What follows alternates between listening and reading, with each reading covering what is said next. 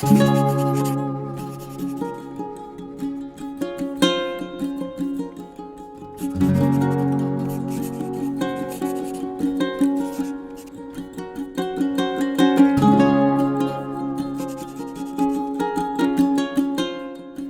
ही आ जाया करो, कभी मेरी सुना करो, कभी अपनी सुनाया करो, ऐसे ही आ जाया करो। हेलो फ्रेंड्स, नमस्कार। Welcome to my home studio. I am Renu Gupta. I am a painter, potter and a poet. I started pottery 4 years back. इस फील्ड में मैं कैसे आई? Because of my paintings and poetry. Paintings और पोइट्री ने ही मुझे पॉटरी की राह दिखाई। मैं वाटर कलर और एक्रेलिक वर्क करती हूँ और एक दिन पेंटिंग करते करते पता नहीं कहाँ से ये पॉटरी का कीड़ा मेरे अंदर घुस गया। मुझे पेंटिंग्स में कुछ अजीबोगरीब सी आकृतियाँ दिखने लगी और पेंट में मुझे मिट्टी की खुशबू का एहसास होने लगा।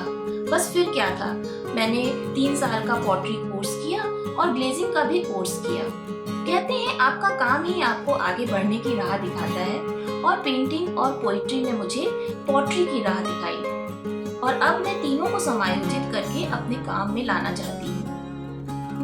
मेरा स्टूडियो मेरे घर में ही एक छोटा सा कमरा है। ये मल्टीपर्पज रूम है।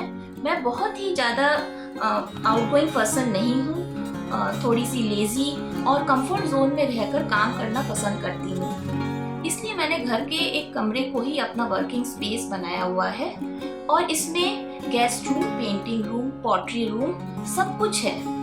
जब गेस्ट आते हैं तो सोफा खुलकर बेड में कन्वर्ट हो जाता है और बेडरूम बन जाता है। तो इस छोटे से रूम में सब कुछ है। स्टूडियो में अटैच बाथरूम है जिसमें क्ले स्टोरेज, पैकिंग मटेरियल है, पीओपी बेड है जिसमें मैं अपनी रिसाइकिल क्ले सुखाने के काम में लाती हूँ और जो कि बहुत जरूरी है।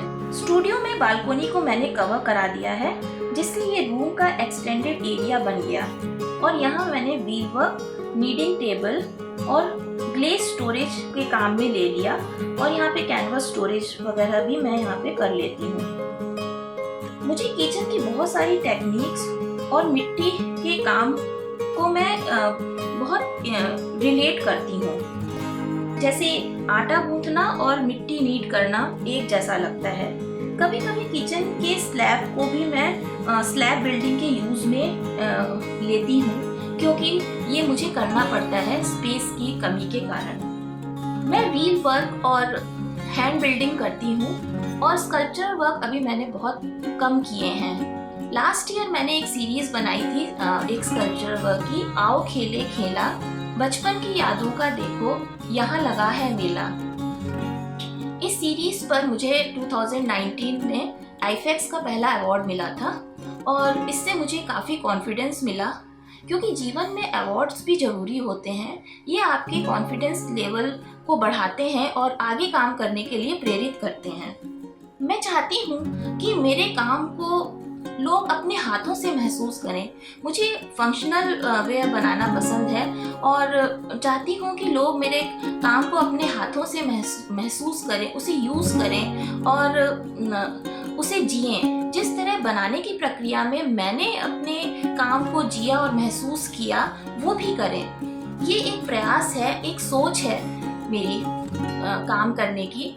अभी मैंने अपनी लैंग्वेज मुझे अपनी लैंग्वेज डिसाइड नहीं की है। So the exploration and experimentation is deeply satisfying so far and I am excited to follow it in future. जब 3 साल सीखने के बाद मैंने अपना काम शुरू किया तो सबसे बड़ी बाधा मुझे जो आई वो फायरिंग में आई। मुझे अपने पॉट्स फायरिंग के लिए दूसरी जगह जाना पड़ता था और उस दौरान मेरे पॉट्स टूट जाते थे। किल मेरे कंट्रोल में नहीं थी, इसलिए मेरे जो ग्लेजेस थे वो खराब हो जाते थे। तब इन सब से परेशान होकर मैंने किल लेने की सोची और 2019 में मैंने किल लिया। ये एक बहुत बड़ा डिसीजन था क्योंकि इसमें एक बड़ा इन्वेस्टमेंट भी था, लेकिन अब मैं सोचती हूँ कि ये डिसीजन मेरा बहुत अच्छा रहा और मैं खुश हूँ। मेरी किल 1822D मॉडल है और ये फुली ऑटोमेटिक और वाईफाई कंट्रोल है। इसमें अभी मैंने कुछ ही फायरिंग्स की हैं और मैं बहुत अब इसमें बहुत सारे ऑप्शंस हैं जिसे अभी एक्सप्लोर करना बाकी है।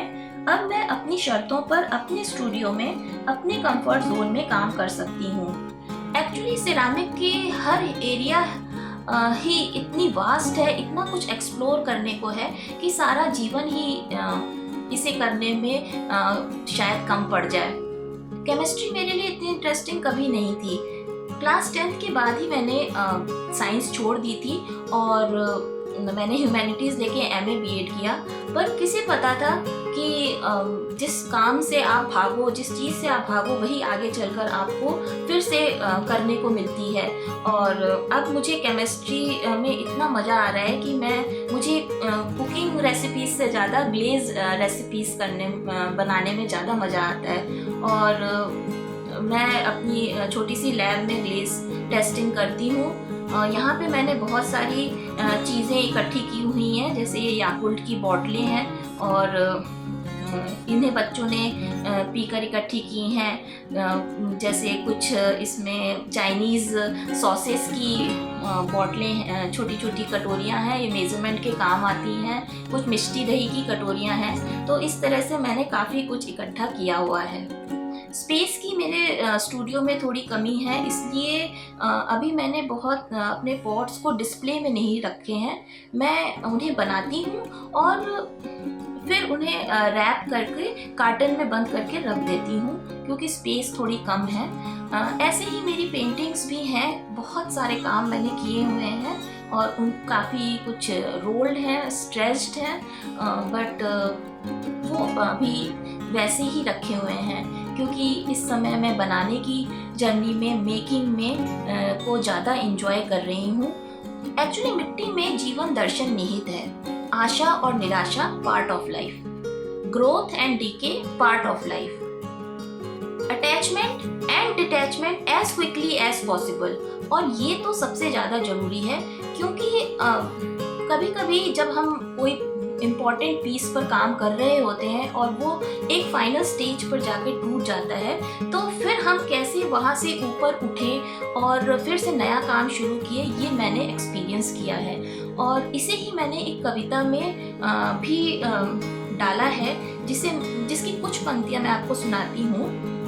ये जीवन तो है आना जाना, फिर क्या खोना और कैसा पाना, इस मिट्टी में एक दिन हमको भी मिल जाना, इस सच से तू ना घबराना, भ्रमित मन लाख करे जतन, चल फिर से एक बार कर कुछ नया सृजन, कुछ नया सृजन।